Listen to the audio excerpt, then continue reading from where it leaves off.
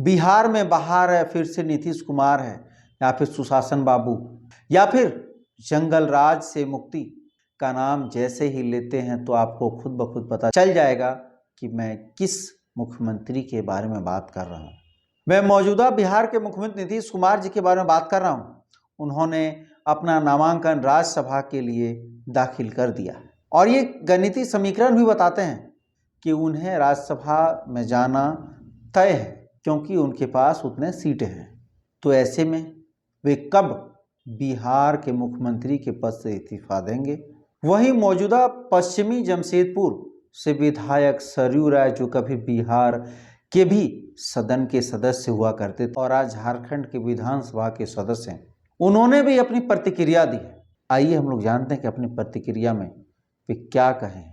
बिहार की राजनीति में आज एक बड़ा परिवर्तन हुआ है।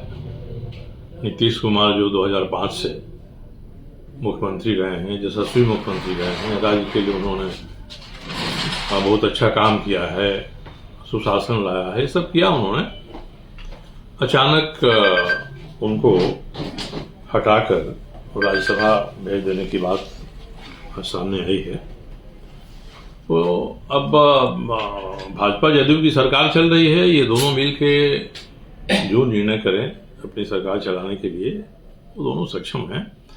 मगर नीतीश कुमार जैसे व्यक्ति को जिस तरीके से मुख्यमंत्री पद से किनारे करके राज्यसभा भेज दिया गया है, लगता है एक शेल्टर में भेज दिया गया उनको, तो ये तरीका नहीं जचता है।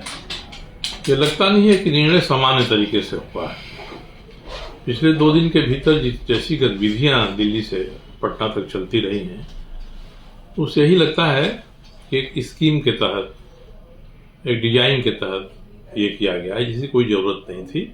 जब नीतीश कुमार खुद ही तैयार हैं कि जो भी तय होता है हम मानेंगे, तो इसकी कोई आवश्यकता नहीं थी। एक प्रतिष्ठित तरीके से जैसी उनकी छवि रही है, उस तरह से नीतीश कुमार जी को राज्यसभा भेजा गया होता, किसी को एतराज़ नहीं होता। इस तरीके से मेरे जैसे व्यक्ति जो अपने आप को उनका मित्र मानते हैं, नज़दीकी मानते हैं, उनको भी धक्का लगा है। जनता दल के जो सामान्य कार्यकर्ता हैं उनके भी फोन आ रहे हैं। ये निर्णय पच नहीं रहा है किसी से।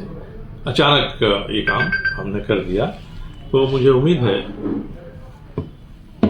कि अब जो हो गया है उसको लोग स्वीकार करेंगे। स्वीकार करना एक कड़वा घूंट पीने जैसा है। राज्य में सरकारें आती जाती हैं, बनती हैं, बिगड़ती हैं, और जैसे कोई बड़ा पेड़ गिरता है ना, तो धरती पर धमक होती है। तो नीतीश कुमार जैसे विराट व्यक्तित्व बिहार के संदर्भ में अगर वह अपनी भूमिका बदलता है तो कई तरह के कयास लगाए जाते हैं, चर्चाएं होती हैं, और उसी तरह की चर्चा आज हो रही है।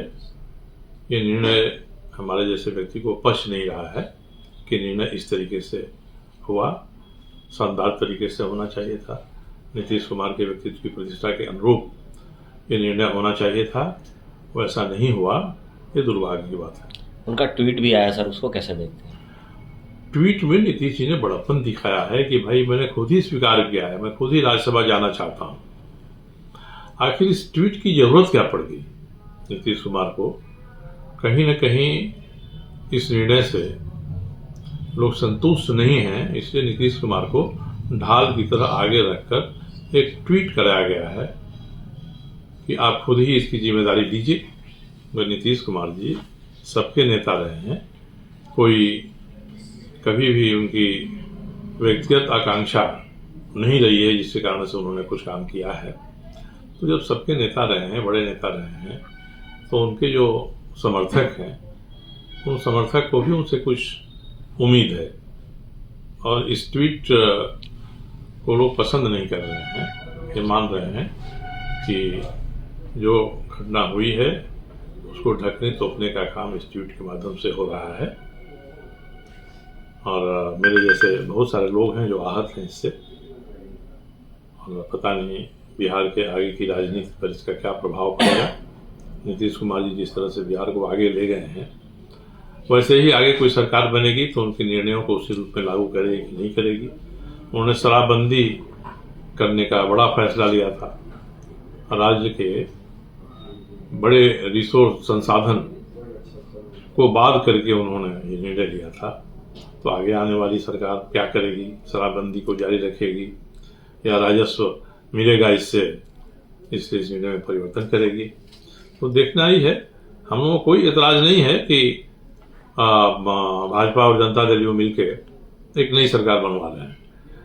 हम लोगों को एतराज या तकलीफ इसी बात की है कि जिस तरीके से ये हो रहा है वह तरीका नीतीश कुमार के व्यक्तित्व के अनुरूप नहीं है और उन्होंने बिहार के लिए जितना किया उसको एक झटके में खत्म कर देने की बात नहीं होनी चाहिए थी।